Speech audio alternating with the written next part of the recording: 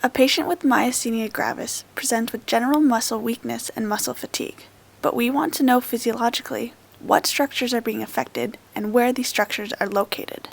Back in 1973, two researchers named Jim Patrick and John Lidstrom decided they wanted to see what would happen if they injected purified acetylcholine receptor antibodies isolated from electric eels into rabbits.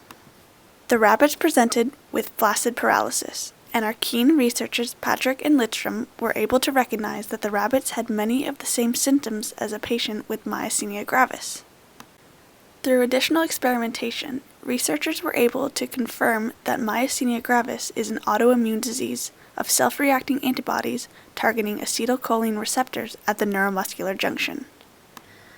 But what is exactly happening at the physiological level? The acetylcholine receptor antibodies disrupt the transmission of signaling along the neuromuscular junction three ways.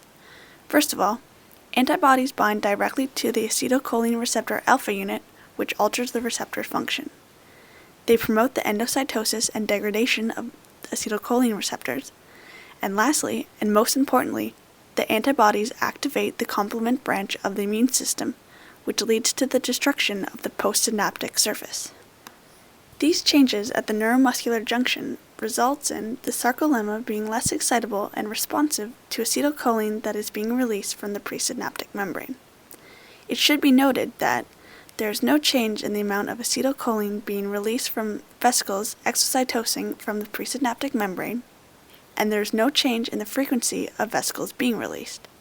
What is happening is due to a reduction of acetylcholine receptors on the sarcolemma, there is a reduction in acetylcholine binding, and the likelihood of a muscle cell firing an action potential is decreased.